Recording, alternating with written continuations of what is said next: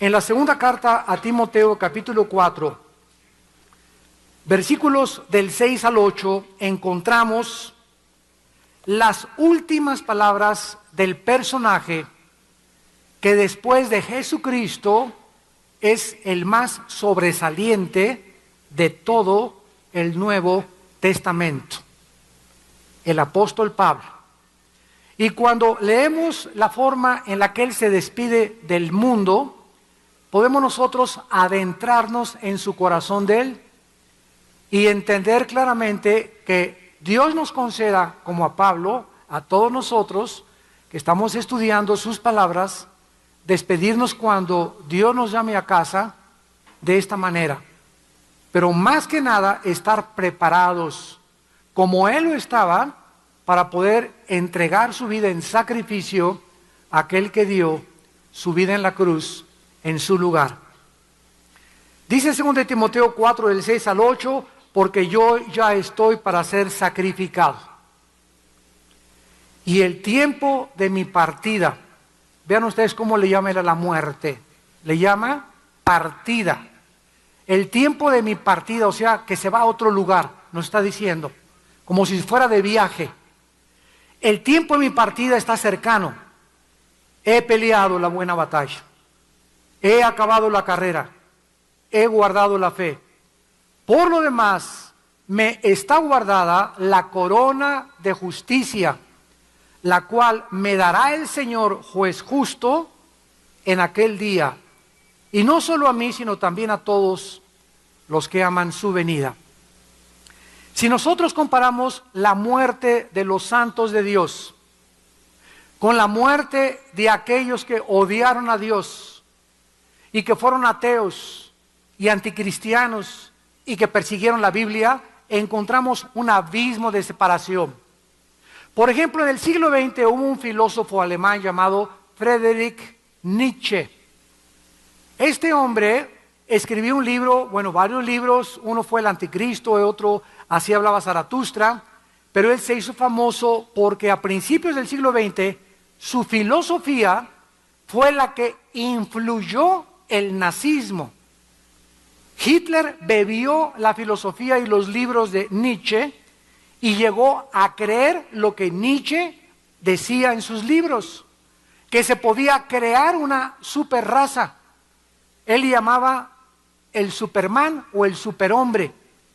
Hitler entonces creyó que él pertenecía a ese superhombre y que por lo tanto los alemanes, la raza aria, eran aquellos que deberían de perpetuar la raza humana y habría que eliminar a los judíos, a los negros, a cualquier otra raza del mundo, homosexuales, etcétera, etcétera, y además que podían ellos experimentar con los otros seres humanos que no eran de la raza aria, eran ratones.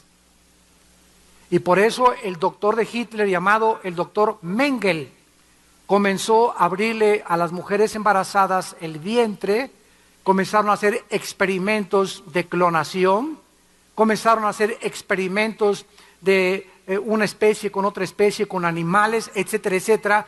Algo indescriptible. Muy bien, Nietzsche a los 43 años se volvió homosexual. A los 44 años lo internaron en el manicure. A los que allá en Latinoamérica no sepan, manicure es el hospital psiquiátrico. En México le llamamos el manicure, porque te arreglan muy bien las uñas. Y allá fue en el hospital psiquiátrico donde él se aventaba contra las paredes y murió completamente loco. El hombre que había dicho que Dios estaba muerto, moría como un animal, tal vez peor que un animal. Otro hombre famoso del siglo XX, José Stalin, el dictador de Rusia durante la Segunda Guerra Mundial, que se calcula que mató a más de 50 millones de personas, incluyendo a su familia, porque sufría una paranoia tan grande que no confiaba ya ni en su mamá, ni en sus hermanos, ni en sus tíos, ni en su madrina, ni en su compadre. Y los mandó matar a todos, exterminó y purgó a más de 55 millones de de rusos en la Rusia de la Segunda Guerra Mundial. José Stalin, al morir, dice una de sus hijas que se levantaba y levantaba el puño al cielo y gritaba, ¿verdad?, retando a Dios, aún antes de morir, y gritaba que sentía que lobos venían a comérselo en el lugar de su agonía. Así es como murió José Stalin. Otro grande, para no ir más lejos, Jean-Paul Sartre, el padre del existencialismo francés, el que dijo que la vida no tiene ningún significado más que el que podamos encontrar, del cual copió Carlos Sagan, el astrónomo ateo que murió hace algunos años. Sartre escribió un libro que se llamó La náusea y otro libro que se llamó El muro. Y él decía, la vida es una náusea. Y antes de morir, lo más irónico de la vida de este ateo fue que dijo lo siguiente: yo no entiendo, y fue de los ateos más honestos al morir, porque dijo esto: yo no entiendo cómo yo, considerándome intelectual, padre del existencialismo, y habiendo perseguido a un ser que no existe, ¿cómo es que gasté mis energías y mi fuerza persiguiendo a un ser que no existe? O sea, si no existía, ¿por qué gasté toda mi vida tratando de mostrar que no existía? Es absurda mi vida, y ahora encuentro que he llegado a un muro o a un lugar donde ya no puedo brincar al otro lado. Así fue como Sartre se despidió del mundo. Veamos ahora a un grande apóstol de Dios. Estas últimas palabras del apóstol Pablo no las escribió desde Reino Aventura, ni se encontraba tampoco en Disneylandia, ni en el Hospital Los Ángeles con aire acondicionado y con enfermeras lindas a su alrededor, con pediatras y con ginecólogos y con anestesiólogos y con etcétera, etcétera. Él se encontraba en una prisión fría y oscura en Roma, donde no había camas, no había sillas, no había absolutamente nada, esperando. Todavía es mucho más tensión esperar, sin saber el momento exacto, que en cualquier momento los soldados romanos le abrieran la reja y se lo llevaran a ejecutar. Él sabía que pendía sobre su vida sentencia de muerte, porque ya había sido dictada por el dictador romano y emperador Nerón. Pablo sabía que había llegado ya al final de su vida y de su ministerio, por lo cual tenía que pasar el manto a su amado discípulo Timoteo y compañero de viajes. Y su último encargo a Timoteo, que es la primera y la segunda carta a Timoteo, es: Timoteo, predica la palabra de Dios. A tiempo y destiempo corrige, redarguye con toda sana doctrina, porque va a llegar el tiempo, que es el que estamos viviendo nosotros, en el que ya la mayor parte de los que se dicen cristianos no van a querer oír la sana doctrina. Van a andar de campañas de sanidades en campañas de sanidades, de milagros, que orito que cae del cielo, que diamantes que caen del cielo, que se tumban al suelo, que risa santa, que vómito santo, que carcajada santa, etcétera, etcétera. Van a andar en un mundo de ilusiones, en un mundo que no es la palabra de Dios, porque no conocen la palabra de Dios. Tendrán comezón de oír y se amontonarán maestros conforme a sus propias concupiscencias. Su último encargo a Pablo es: predica la palabra, porque la apostasía se acerca y los peligros que en los últimos tiempos azotarían a la iglesia cristiana. Pablo no se encontraba de ninguna manera amargado, ni desilusionado, ni desanimado, ni deprimido por las circunstancias como terminaba su vida y su ministerio, en una prisión. ¿Dónde están mis discípulos? ¿Quién sabe dónde están? ¿Dónde están todos aquellos que sané? ¿Quién sabe dónde están?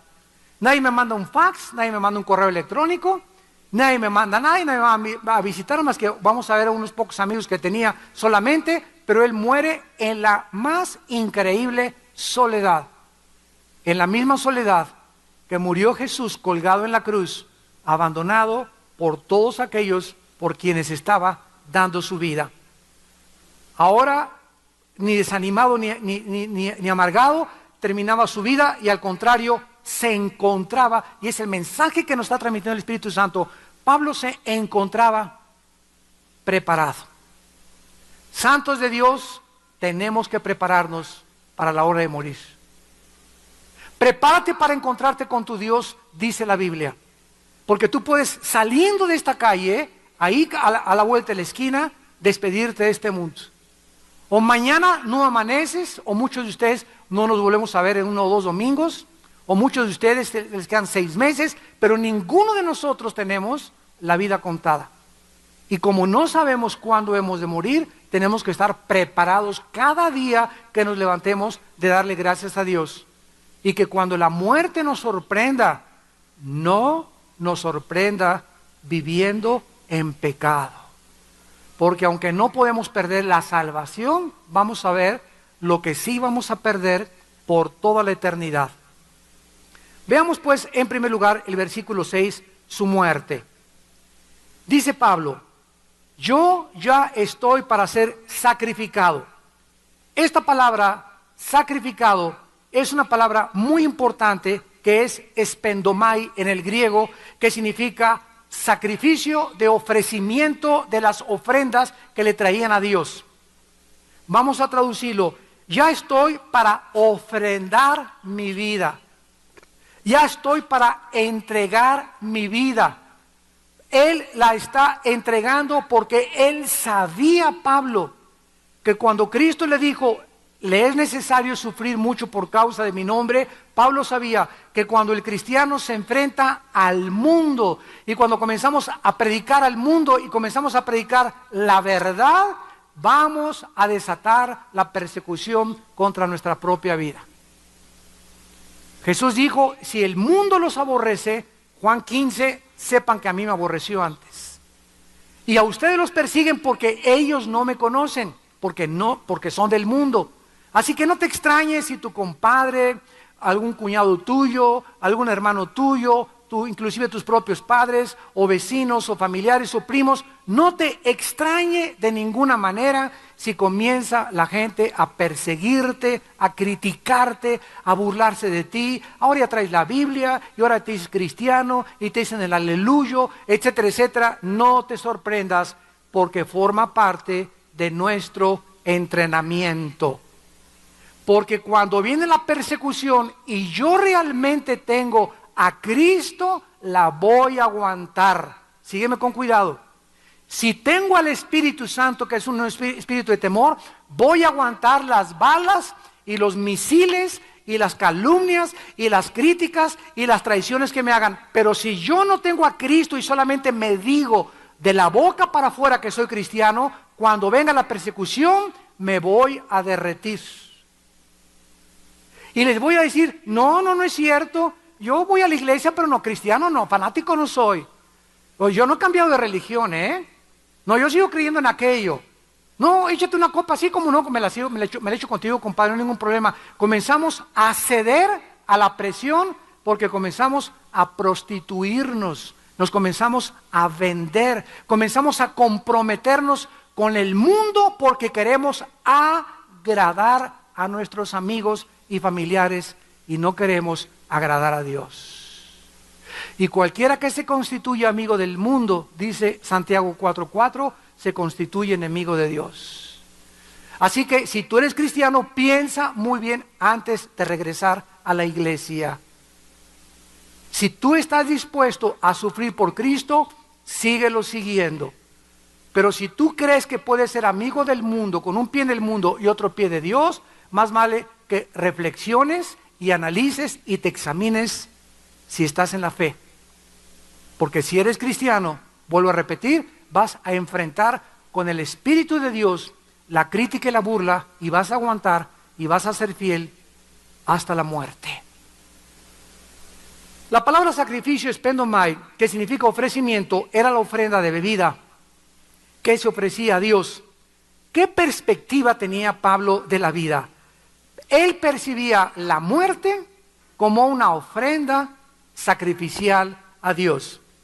Cuando una persona en el Antiguo Testamento quería hacer un sacrificio a Dios, tomaba regularmente una copa de vino de aceite y la derramaba simbolizando su vida. O sea, agarraba un vaso de aceite y decía, todo lo que contiene el aceite es mi vida. Y decía esto, mi vida no vale absolutamente nada, la vacío y la tiro, y lo que era para mí ganancia lo estimo como basura para ser llenado por el Espíritu de Dios. Todos mis anhelos, mis perspectivas, mis ambiciones, mis metas, Señor, ya no son nada. Heme aquí tu siervo, tu sierva, hágase de mí según tu voluntad. ¿Quieres que deje la carrera de arquitectura y me vaya de misionero a África, Señor? Haz conmigo según tu voluntad. Yo no escogí nacer, tú me llamaste, tú me has dado esta misión, yo sé que en tu voluntad tengo tu bendición. Señor, ya no quieres que venda pepitas y ahora quieres que venda hamburguesas, Padre, no se haga conmigo tu voluntad. Señor, ¿quieres que siga con este cocodrilo del esposo que está junto a mí? ¿Y quieres que me siga aguantando? No se haga tu voluntad sino mi voluntad, Señor, porque haciendo tu voluntad tengo tu bendición. Cuando uno viene a Cristo, uno viene a rendirse, a derramar nuestra vida. Es lo que se llama, el que quiera salvar su vida, la va a perder. El que quiera mantener en el vaso, no pueden dos cosas llenar el mismo vacío. Es un principio físico. No pueden dos objetos llenar el mismo vacío. Si tú estás lleno de ti y el Espíritu Santo quiere llenar, no puede porque estás tú, tu ego le impide al Espíritu Santo llenarte. Tienes que vaciarte de ti para que el Espíritu Santo llene tu vida. Cualquiera que tenga un odre viejo, no se le puede echar vino nuevo. Se tiene que hacer un odre nuevo para que el vino nuevo no se desperdicie y sea vaciado en el odre nuevo. Este odre es nuestra vida. El Espíritu Santo es el aceite o el vino que entra a nuestra vida para poder llenarnos y ya no vivir nosotros, mas Cristo vive en mí. Muy bien, en otras palabras, Pablo estaba diciendo, estoy ofreciendo mi vida mediante la muerte por el Señor Jesucristo. Mi cuerpo está siendo ofrecido por la predicación, he predicado y ahora he desatado tal persecución en el Imperio Romano que he llegado hasta el mismo emperador de Roma, hasta Nerón, hasta las altas investiduras gubernamentales de Roma. Pablo fue llevado para dar testimonio y por causa de dar testimonio de Jesucristo le quitaron la vida. El apóstol Juan, en el libro de Apocalipsis, capítulo 1, versículo 9, habla y menciona la misma perspectiva del apóstol Pablo. Dice Apocalipsis 1:9, el apóstol Juan, yo Juan, vuestro hermano, y fíjense ustedes lo que dice a continuación, y copartícipe vuestro en Reino Aventura, en Disneylandia, en la felicidad, en la risa, etcétera, etcétera. Yo, Juan, estoy escribiendo Apocalipsis y quiero decirles a todos los que lo lean, dice Juan, y a todos los que se dicen que son mis hermanos en Cristo, que yo igualmente que ustedes estoy participando en dos cosas, en la tribulación y en el reino y paciencia de Jesucristo. Todos nosotros es necesario que por muchas tribulaciones entremos al reino de Dios. Y se requiere que todos nosotros, para entrar al reino de Dios, tengamos paciencia. Así acaba la carta de Santiago, capítulo 5. Tener paciencia como el labrador siembra y espera que crezca el maicito. Y pasan 6 meses y tiene que esperar a que crezca el maicito y no puede el labrador decir, y no crece el maíz, y no crece el maíz. Pasa una copa de whisky, vieja, para poder aguantar. A ver, pasa un pedazo de una grapa de cocaína para poder aguantar esta situación, porque ya perdí el trabajo, ya no puedo aguantar. La paciencia es la capacidad que Dios nos da mediante el Espíritu Santo para soportar hasta que Él venga. Para soportar hasta que Él venga. La paciencia, upomón en el griego, es la capacidad de aguantar bajo el peso de una prueba. Y mientras más crezcamos en el Señor, más grande va a crecer nuestra fe. Más grande nuestros enemigos, más grandes demonios nos van a perseguir y los principados y las potestades de Satanás se enfocarán también en tu vida. Antes tenías demonios rasos, soldados rasos, ahora van a estar asusando contra ti gente, coroneles y generales de Satanás, porque has crecido en la fe. Mientras más crecemos, más oposición tenemos, pero mientras más oposición tenemos, más grande es el poder de Dios en nuestra vida, porque su poder se perfecciona mientras más débiles somos. Alguien podría decir, no, si usted me la pinta de esa forma, hermano, mejor ya no sigo siendo cristiano. Te voy a dar un ejemplo. Los jugadores de fútbol americano, cuando comienzan y les ponen unas muelles y comienzan el coach se pone aquí atrás, el entrenador, y pasan los jugadores y se avientan contra la muelle, ¡tas! Y ¡tas! Cuando el entrenador ve que un jugador empuja con fuerza, que hasta la muelle la mueve, le pone 2 muelles. Y el jugador no va a decir, oiga, ¿qué usted no le caigo bien? ¿Por qué me quiere hacer sufrir? No, te puse 2 muelles porque veo que empujas duro. Entonces, mientras más empujas, más resistencia. Pero mientras más resistencia, más fuerza desarrollas. Entonces, así es en la vida espiritual también. No tengas temor de aquellos que pueden matar el alma. Ten temor del que puede matar el alma en el infierno. No tengas miedo de los principados y las potestades. Ten temor de no crecer en Cristo y quedarte estancado y morir sin estar preparado para la eternidad. De eso debemos de tener temor. Pablo no estaba pensando en que iba a ser ejecutado y ahí terminaba todo. Estaba consciente que otra vida lo estaba esperando. No, para que ya lo oyo ahorita y me voy a quedar. Como dicen los ateos, ¿no? Como lagartija fea, como pájaro herido en el suelo y me van a enterrar. Y me echan la tierrita y adiós mundo cruel, ya nunca te veré. Nada de eso. Él estaba absolutamente confiado que él estaba ofreciendo su vida por causa de la cruz, por causa del que murió por él en el monte Calvario, y de ninguna manera estaba perdiendo la vida. Al contrario, la estaba salvando. De ninguna manera la estaba perdiendo. Desde su conversión, todo lo que había ganado Pablo, títulos, prestigio, honra, popularidad, riquezas, poder, todo lo había considerado como basura. Miren ustedes en Filipenses capítulo 3 lo que él dice acerca de su vida pasada. Ustedes saben que todos los apóstoles eran pescadores. Con trabajos llegaron al 4º año de primaria los apóstoles de Cristo. Eran hombres incultos, como decía Cantinflas, deslustrados y desleídos. El único apóstol, la única persona culta, con doctorados, con posgrados, políglota, que hablaba 4 o 5 idiomas, que conocía el mundo, que tenía militarmente una educación de disciplina, fue Pablo. Era un hombre educadísimo. Además, había sido educado con Gamaliel, que era uno de los más grandes eruditos rabinos de los judíos. Y cuando se encuentra con Jesucristo, se da cuenta que su carrera de ingeniero, sus posgrados, sus licenciaturas, te iban a nombrar Miss México, te iban a nombrar Miss Latina, Miss fulana de tal, y muchas cosas que ibas a ganar. Cuando llegas a Cristo te das cuenta que todo lo que tú en el mundo creías que te iba a servir en el futuro, el posgrado y que querías hacer esto y querías hacer aquello, al enfrentarte con Cristo te das cuenta que lo que Él te ofrece en adelante, lo que el mundo te ofrecía era pura basura, comparado con conocer a Dios.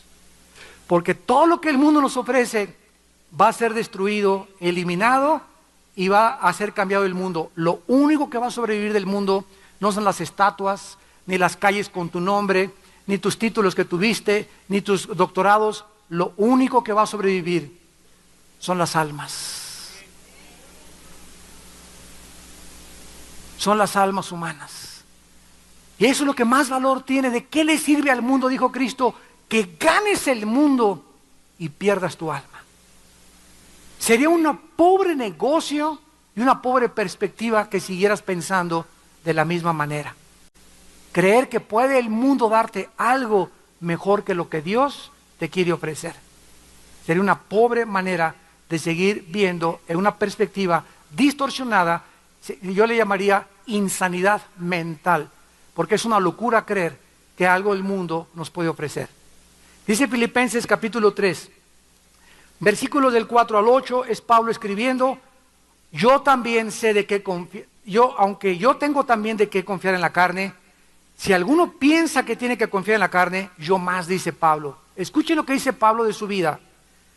Circuncidado al 8º día, o sea, era judío de judíos, del linaje de Israel, de los Pompidiu, de la tribu de Benjamín, de la familia Richelieu, hebreo de hebreos, en cuanto a la ley, fariseo, en cuanto a celo, perseguidor de la iglesia, en cuanto a la justicia que es en la ley, irreprensible. Era un religioso que no fumaba, no tomaba Coca-Cola, no tomaba ni café, no tomaba nada, no veía películas pornográficas, no veía la televisión.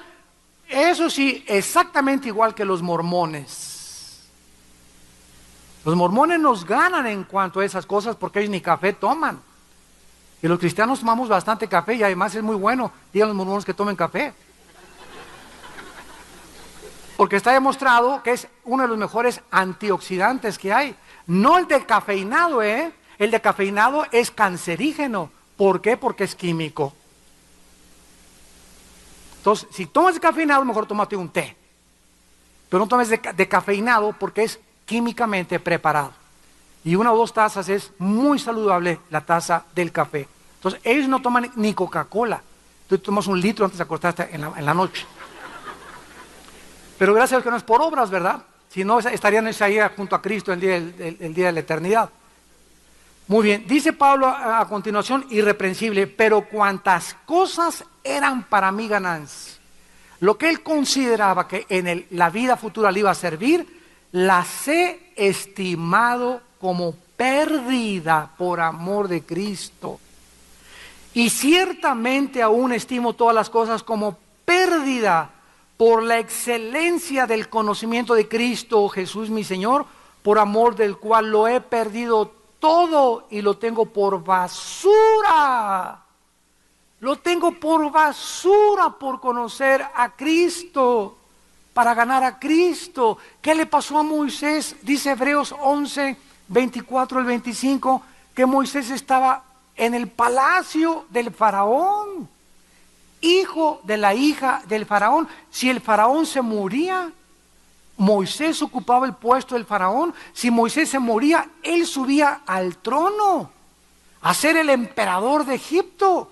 Tenía Moisés un closet lleno de puro traje Roberts, puros zapatos Floor Shame. Tenía estacionado un Lamborghini el lunes, un Maserati, un Bentley el miércoles.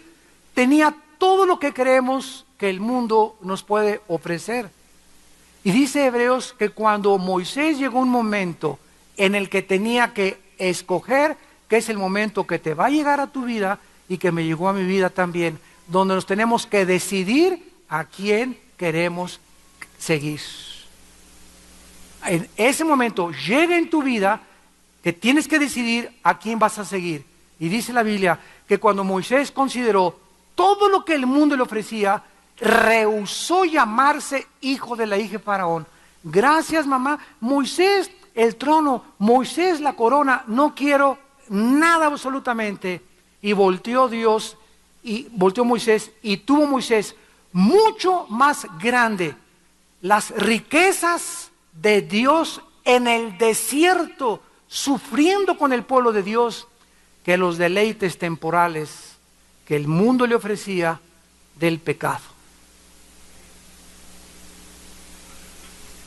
¿Qué fue lo que el diablo le dijo a Cristo? Oye Jesús, mira Las Vegas, mira mis México, mis Universo, ahí están todas esas chavas, te ofrezco esos cajones llenos de oro, de plata, te ofrezco hacerte esto, te ofrezco títulos, te ofrezco todo. El diablo le dijo a Cristo, te ofrezco, ¿por qué? Porque el mundo está bajo el maligno, dice 1 Juan capítulo 5, y Cristo no le negó que el diablo está controlando todo lo que es el oasis, la apariencia del mundo, y Cristo le dijo, al Señor tu Dios adorarás y Él solo servirás. El diablo le dijo, no tienes por qué ir a la cruz, no tienes por qué sacrificarte, ni ser fiel a tu esposa, ni tener sexo hasta que te cases, no tienes por qué ser un santurrón, no tienes por qué sacrificarte muchas cosas, hay fiestas que te puedes divertir. Y Cristo sabía que todo eso era un oasis, es como un regalo que te ofrece el mundo con listones, y le quitas los listones al regalo y abres el regalo y está vacío. Cuando saltamos a lo que el diablo nos ofrece, nos damos cuenta que solo produce vaciedad de espíritu, tristeza, vanidades ilusorias, cosas que no llenan el alma, porque no fuimos creados para ser satisfechos con las cosas del mundo, fuimos creados para Dios. Y mientras no nos conectemos con Dios y no hagamos la paz con Dios y no sea Dios el centro y lo que llene nuestra vida, viviremos con un Maserati, con un Lamborghini en el Palacio de Chapultepec. Puedes vivir, tu mamá puede ser la reina Isabel de Inglaterra y vas a vivir vacío. De esa agua podrás beber, le dijo Cristo a la mujer samaritana. Mujer, tiene 5 maridos, la chulis. 5 maridos la samaritana tenía, no, con Pancho no, con Jorge. Jorge no, Felipe, Filomeno, Tiburcio. Y llegó con 5 la samaritana. ¿Y qué estaba buscando la samaritana? Que un hombre la hiciera feliz. Y encontró que la felicidad no se encuentra en ningún hombre, aunque le trajeran a Rambo a la samaritana, no iba a ser feliz. ¿Por qué? Porque la felicidad no nos la dan las personas, nos las da Dios. Cuando tú te casas, tú no te casas para que te hagan feliz. Cuando tú te casas, tú tienes que ser feliz. Porque si tú te casas siendo infeliz creyendo que la persona con la que te casas te va a hacer feliz, tú la vas a amargar a ella o ella a ti. Tú te casas feliz para poder hacer feliz con la que te vas a casar. Porque me caso feliz para darle mi felicidad, para darle mi gozo, para darle todo lo que yo tengo. Porque si me caso creyendo que ella es la razón de mi felicidad, no, tú no me haces feliz, me voy a buscar otra, porque es la razón de todo el mundo. Yo con ese hombre no soy feliz. Oye, ¿te casaste para que te hiciera feliz o para que tú lo hicieras feliz? Para que él me hiciera feliz. Por eso vives amargada, destituida de toda llenura del Espíritu Santo, y vives una vida totalmente carente de significado, porque crees que en las personas está la felicidad. Y la felicidad solamente puede provenir de Dios. Todo lo estimo como basura por ganar a Cristo. Y dice el versículo 10, me fascina y me encanta el versículo 10 de Filipenses capítulo 3, a fin de conocerle. ¿Qué dice Juan 17:3? Esta es la vida eterna, que te conozcan. ¿Qué es ser cristiano? Simplemente entrar a una dimensión sobrenatural del espíritu, del mundo invisible, donde a través de la Biblia comenzamos a conocer al invisible. La Biblia nos pone en contacto con los verdaderos valores y con lo que vale la pena en la vida.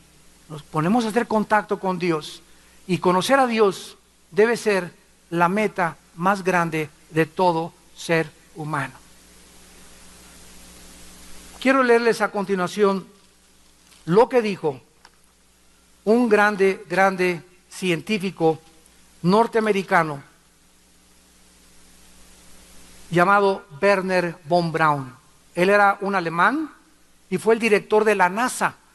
Fue el hombre, el ingeniero espacial, de aeronáutica espacial, que mandó el cohete en 1969 a la Luna. Wernher von Braun.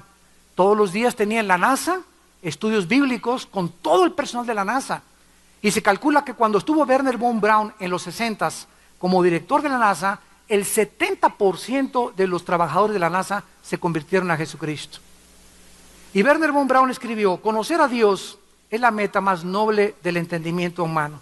Amarle, lo más noble de nuestro carácter, y seguirle, la pasión más fuerte que pueda gobernar el corazón.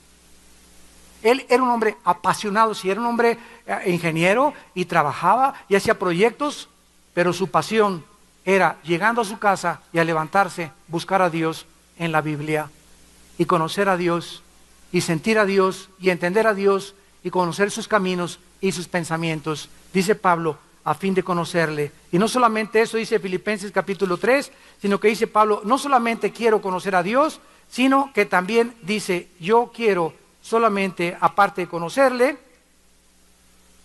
el poder de su resurrección. ¿Cuántos de ustedes creen que Cristo vive? Yo, amén, amén, todo. Pero ¿cuántos de ustedes ya están viviendo un nivel más alto? No solamente, sí creo en Cristo, ya soy cristiano y me bautizaron, sino cuántos de ustedes ya han experimentado el poder de su resurrección en sus vidas. O sea, ¿cuántos de ustedes podrían decir sinceramente, yo sé que mi Salvador vive y que es fiel? Yo sé, el Espíritu me da testimonio que Él es real. Yo ya tengo el testimonio en mi Espíritu, ya he sentido la presencia de Dios, del Cristo resucitado en mi vida. ¿Ya has entrado tú a esa fase? Porque Jesús prometió, el que crea en mí, mi Padre y yo vendremos a Él y nos manifestaremos a Él. Así que no solamente creer, Él quiere que tú experimentes que Él está vivo, el poder de su resurrección y la participación de sus padecimientos, llegando a ser semejante a Él en su muerte. Tenemos que poner a Cristo en primer lugar para comenzar a prepararnos para el día de nuestra muerte. Vemos en segundo lugar que Pablo estaba consciente de su partida. Dice 2 Timoteo capítulo 4, versículo 6, el tiempo de mi partida está cercano. Esto es precioso. Pablo dice que el tiempo para la hora de su partida de este mundo había llegado. Y vean ustedes qué lindo, que la palabra partida, analuo en el griego, contiene 3 significados.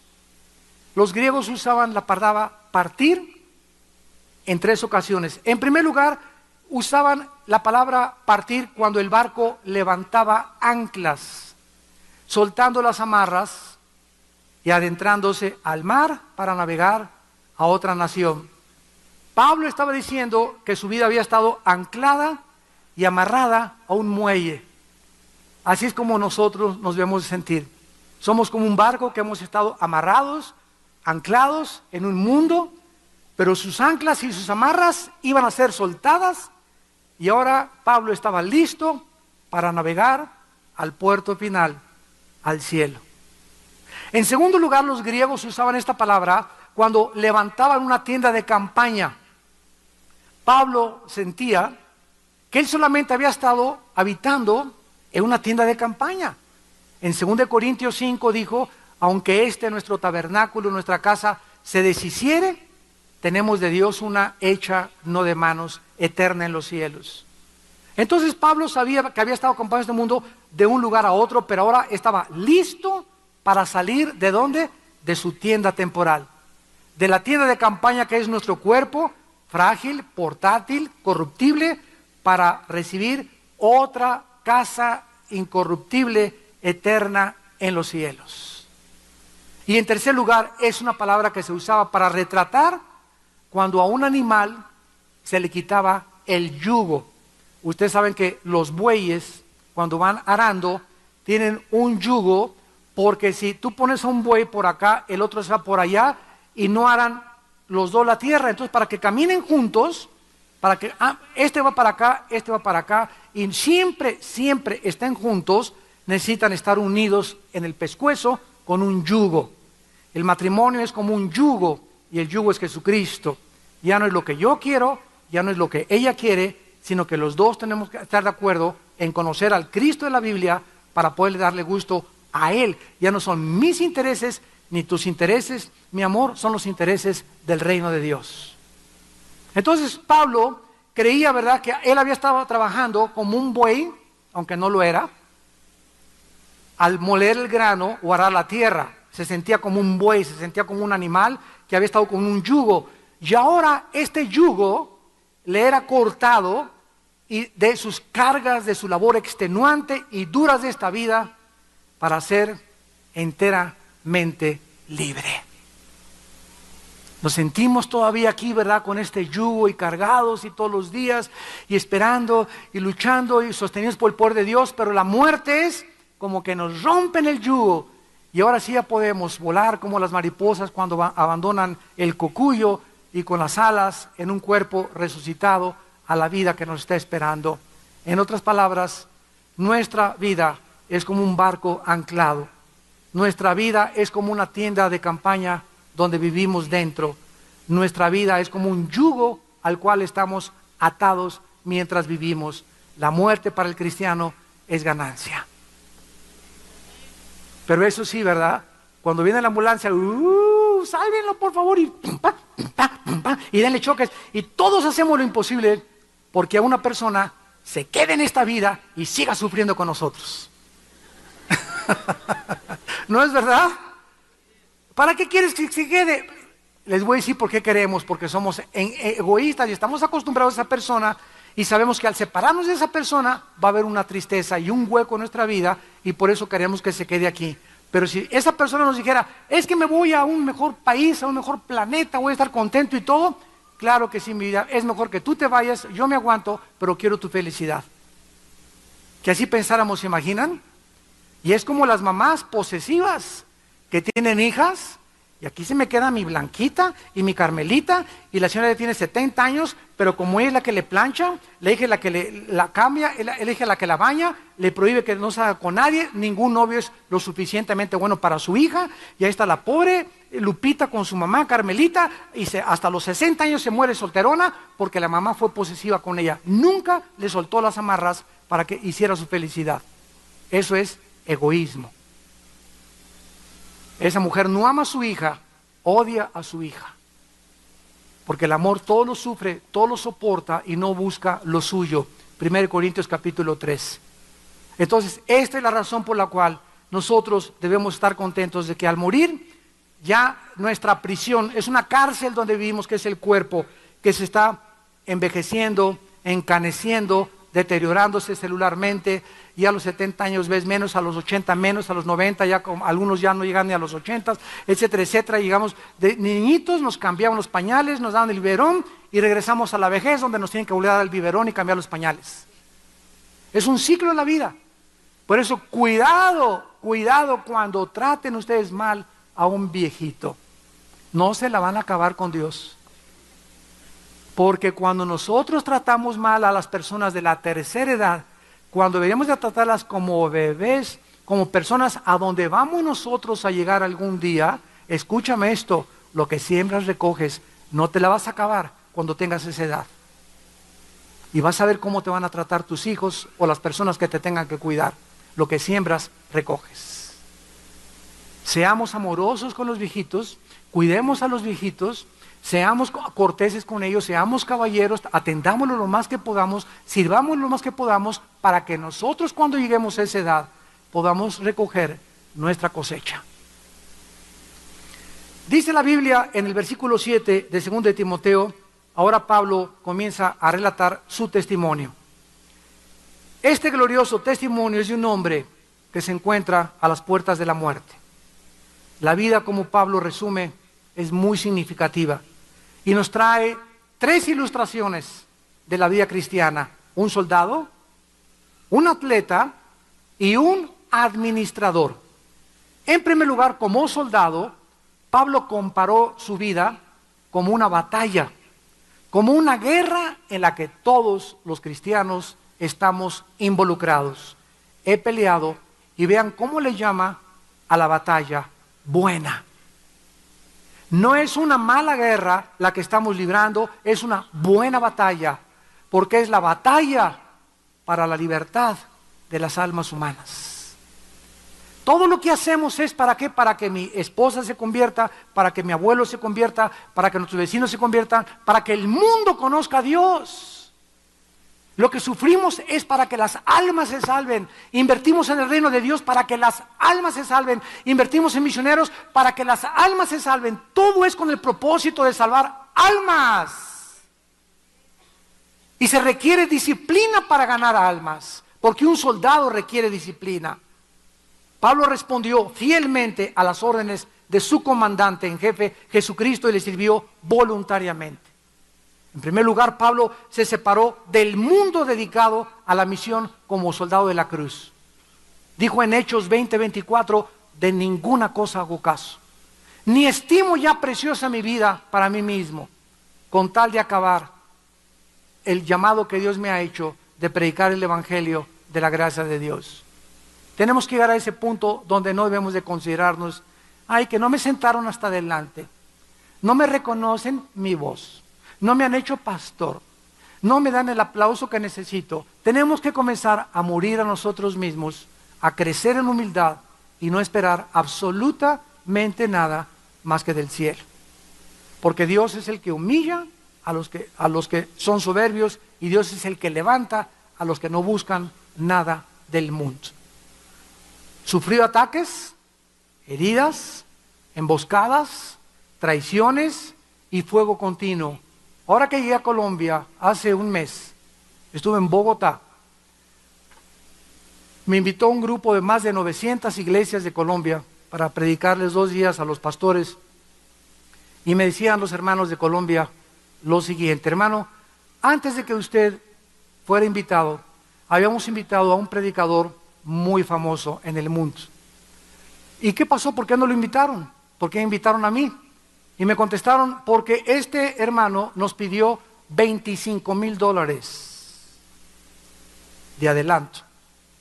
Nos pidió que lo recibiéramos en helicóptero en el aeropuerto, que lo transportáramos en helicóptero a su hotel, que de desayunar quería queso cottage con uvas y con papaya, que tenía puras botellas que fueran Evian, no las que hacemos en Colombia, tenía que ser Evian, y si no hay, que las fuéramos a conseguir. Cuando vimos la lista de requerimientos y de condiciones que nos pidió, nos partió el corazón. Yo les dije: los felicito con todo mi corazón, porque esas personas no son soldados de Cristo, son mercenarios del Evangelio. Porque cuando un pastor pide dinero para predicar, o cuando un cantante pide dinero para predicar, mejor que se vaya al Teatro Blanquita.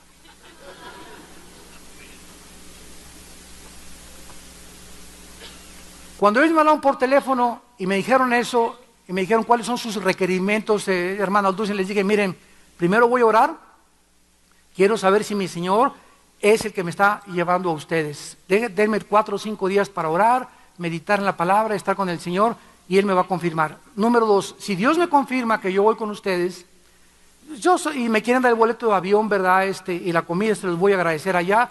Si quieren hospedarme en un hotel de 1 estrella o de 5 estrellas, no me interesa. Y les dije: y si me quieren dar una ofrenda, porque me dijo: ¿y sus honorarios? Me preguntaron. Les dije: si ustedes me quieren dar una ofrenda, denmela conforme sea su corazón. Si no me quieren dar ofrenda, no me la den, porque yo no voy a que me den algo, voy a predicar el Evangelio. Y si ustedes no me dan una ofrenda, me la da Dios. No voy por el dinero. Dios nos libre predicar y vender y prostituir el Evangelio de Cristo cobrando por predicar. Hay de aquellos que hacen eso.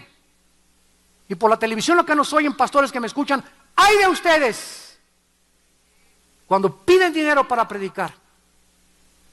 Porque el justo por la fe vivirá. Y dice 1 Corintios 9, ay de mí si no presento gratuitamente el Evangelio. Y Dios me acostumbró desde hace muchos años a que yo tenía campañas a Aguascalientes por acá, y me llevaba la ofrenda y me daban, ni para el camión a regresarme a mi casa tenía.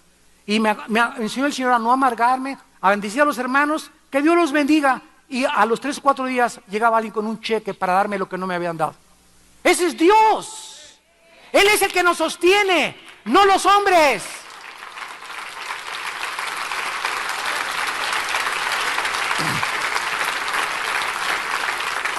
Me hierve la sangre cuando oigo esas cosas. Y créanmelo, yo que estoy viajando por todos lados, ya es una costumbre de los predicadores y de muchos cantantes. No van a la iglesia por menos de $10,000. Y cuando invitamos nosotros así aquí a Mundo de Fe, a Vía Nueva para el Mundo, cualquiera que invitemos aquí a Vía Nueva para el Mundo, ¿verdad? Y nos ponga un precio, no lo volvemos a invitar jamás, que se fañe.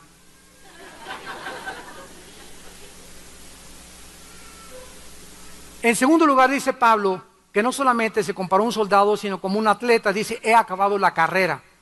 Corrió como si fuera un atleta la vida cristiana. Un atleta necesita disciplina. Disciplina en todos los hábitos de su vida. Necesitamos tener disciplina para comer, para dormir, para beber, para orar, para estudiar, para la sexualidad. Para todas las áreas de la vida necesitamos disciplinados, necesitamos ser soldados disciplinados, atletas disciplinados. Ahora me partió el corazón escuchar que acaba el comité de fútbol de sancionar a muchos jugadores de nuestra selección, porque después del partido con Colombia tuvieron una orgía con prostitutas, siendo casados la mayoría de ellos. Recuerdo cuando vino la Copa en Sudáfrica, que el entrenador de la selección de Brasil se enteró que Ronaldinho, que jugaba para el Barcelona, una estrella brasileña del fútbol soccer, se había pasado de farra toda la noche, y el entrenador le dijo: eres una estrella, eres uno de los mejores jugadores del mundo, pero tú no juegas en el Mundial en Sudáfrica. Y lo sancionó y no jugó con Brasil en Sudáfrica. ¿Por qué? Porque son entrenadores que son militares. Y una selección, un grupo de futbolistas, un grupo de atletas no puede permitirse eso. Dice Pablo en 1 Corintios 9, 24 al 27, un atleta se abstiene de todo. Otra cosa que es horrible, ¿verdad?, es ver entrenadores de fútbol fumando. ¿Qué ejemplo dan esos entrenadores a los jóvenes deportistas? Un entrenador tiene que ser un ejemplo de sus alumnos. ¿Por qué? Porque es entrenador. Y él está diciendo: yo estoy así en buenas condiciones a mi edad porque fui un deportista y porque discipliné mi vida. Jugadores, entrenadores que entrenan equipos de fútbol, ahí desde el descanso fumando puros y cigarros. ¿Qué testimonio? Ese es a donde el mundo ha llegado. Ya no hay principios, ya no hay valores, ya no hay verdaderamente convicciones profundas. Y para ser atleta necesitas entender que la disciplina no se puede divorciar de tu vida. Sin disciplina nunca vas a ser ni un karateca, ni un judoka, ni un pianista, ni un guitarrista, ni marido, ni mujer, ni ingeniero, ni taquero, ni nada. Cualquier ser humano que no tenga disciplina en su vida para levantarse, para trabajar, para golpear su cuerpo, para estar dispuesto a hacer sacrificios, nunca llegará a la meta. Te quedarás tirado totalmente en el desierto. Y eso es a lo que los jóvenes los queremos entrenar, que sean disciplinados. Que lleguen, el estudio comienza a las 10:30, a las 10:15 llega el estudio. El servicio comienza a las 12, al cuarto para las 12 estás ahí. Todo eso requiere disciplina. Y no estás ahí, te levantas con tu cafecito y ¿qué horas son? Ya se nos hizo tarde. Y así te pasa toda la vida, viendo, ¿verdad?, la inmortalidad del cangrejo. ¿Qué horas son? No, ya son las 8, se me hizo tarde. Eres una persona irresponsable porque deberías tener un despertador y comprar con tu primer sueldo un despertador para levantarte 2 horas antes de ir a tu trabajo y tener tiempo para orar y para poder vestirte y llegar a media hora a tu trabajo de anticipación. Solo esas personas alcanzan algo en la vida. Si no vas a ser, ¿verdad?, un donadie toda tu vida y un perico perro, como decía mi abuelita. Y finalmente dice Pablo en el versículo 7, he guardado la fe. Como un buen administrador de lo que Dios le había depositado, él estaba administrando, guardando la fe. La fe es esto. La palabra de Dios que nos dice: Armando, te doy esto. Es un tesoro. Y vas a pasar por un mundo que te la van a querer arrebatar y sacar. Y la vas a tener que, aun con tu propia vida, a luchar, porque el propósito del mundo y del diablo es, con tus amigos y con todos, sacarte esto de tu vida. Sacarte la palabra de Dios, la fe. Y tú eres mi administrador y el que la vas a guardar a costa de tu propia vida. ¿Así defiendes tú la palabra de Dios? O ya llegaron y, no es cierto, yo no, ahí está. Yo ahora que estoy viajando continuamente en avión, estamos ahí a 33,000, estamos a 30 kilómetros de altura sobre el nivel del mar, y uno así, pero con el Playboy abierto, así, pero sin ningún descaro, así, hasta lo levanta, así. Y hay cristianos que van en el avión y al mundo no le da vergüenza, las vulgaridades públicas hacen en la televisión, en todos lados, ya no les da vergüenza, y a nosotros nos da vergüenza decirnos que somos hijos de Dios. ¿Te da vergüenza llegar a tu trabajo con tu Biblia en la mano y no con el Playboy o con el periódico de anoche, de hoy en la mañana o de anoche, con las noticias? Pero sí te da vergüenza llegar con la Biblia. Qué increíble que perdamos ese espíritu de valor que Dios nos quiere dar y que tenemos que tener todos los días de defender nuestra fe. ¿Cómo nos vamos a...? Me subo al avión y así la abro y le hago así en el avión a la Biblia. Para que la vean y siempre vienen. Llevan 3 veces en un mes. De veras, a veces le hago como que le hago así a la Biblia. Ya por lo menos 4 o 5 personas en el avión se dieron cuenta que es la Biblia, porque ese, ¿verdad? No se puede confundir con ningún otro libro. Y siempre se acercan personas, usted es cristiano, ¿verdad? Y inmediatamente localiza a los cristianos. O a las personas, como les conté una vez que venía yo, ahora que era el Spring Break de Dallas a México, venía el avión lleno de puras americanas, jovencitas todas. Y me siento en la mera orilla y estaban 2 americanas como de 18, 20 años de edad. Y bajo la tablita para poner mi Biblia. Y de repente una de ellas me pone los pies arriba de la tablita así. Y me hace con los dedos así del pie. Y me volteo y digo, ¿qué es esto, Dios mío? Y pues venían ya, ¿verdad? Bastante servidas, haciéndome con los dedos así el pie. Y le dije, ¿sabes una cosa? Te voy a agradecer que bajes tus pies. Ay, que vamos a camino a Acapulco, vamos a ir a Cancún, etcétera, etcétera. Y le dije, mira, baja tus pies. Le dije, me da mucha lástima, ustedes dos. Le dije, yo soy pastor, ahí me la saco inmediatamente. Ya con eso hasta se enderezaron de sus lugares. Ya sabían, ¿verdad? Y es la forma que uno se protege, porque si comienzas a coquetear con el pecado, ay, sí, ¿verdad? Baja tu piecito, ¿verdad? Me haces cosquillas. Caes en el pecado. La carne es débil. Tenemos que conocernos. No podemos coquetear ni jugar con el pecado. Digo, baja tus pies, por favor, no me molestes, yo soy pastor. Y les comencé a hablar de Cristo. Hasta la borrachera se les bajó. ¿Por qué nos vamos a avergonzar? ¿Por qué? De ser hermanos cristianos. Es igual que cuando llegas con una azafata, una tienda, una enfermera, inmediatamente soy pastor. Y ya con eso, ¿verdad? Ya si tú tienes alguna otra indirecta, ya te vas a quemar. O soy cristiano. Y eso nos puede quitar muchas tentaciones, varones que me escuchan, para enfrentar el mundo lleno de lobos que tenemos y las tentaciones que hay. Pensemos un momento todos los sufrimientos que Pablo experimentó, las pruebas, las tentaciones, los tiempos que se pudo haber amargado, se pudo haber desanimado, se pudo haber dado por vencido, pero nunca lo hizo. Y ese es el secreto de la vida, no amargarte. Un amargado ya no entra a la tierra de Canaán. Y miren que sobran las ocasiones para amargarnos, porque sobra la gente que nos va a lastimar. Sobran, te van a calumniar, te van a mentir, te van a traicionar, te van a robar, van a decir cosas, te van a quitar a tu esposa, te van a quitar a tu esposo, te van a hacer esto, te van a hacer aquello. Sobran las ocasiones para amargarnos y el secreto está a nadie pagarle mal por mal. Yo le decía hace un momento al pastor César que estábamos platicando, ¿sabes qué, César? Yo hace muchos años, Dios me mostró esto, que cada vez que veo un pastor que me cae gordo, oro por él. O cada vez que me encuentro con una persona que no tengo química con ella y que tengo la necesidad de verla, en lugar de que ya no lo veo, comienzo a orar por esa persona y a los 3 o 4 días sale de nosotros esa antipatía y esa amargura que teníamos contra esa persona. Comienzo a bendecirlo, Señor, prospera su ministerio, prospéralo él también, bendice a su familia y me siento libre, porque yo sé que si me amargo contra alguien, no llego a la meta. Y Pablo dice en el versículo 8 para terminar, ahora estoy totalmente consciente que me está guardado la corona de justicia, la cual me dará el Señor juez justo en aquel día, y no solo a mí, sino a todos los que aman su venida.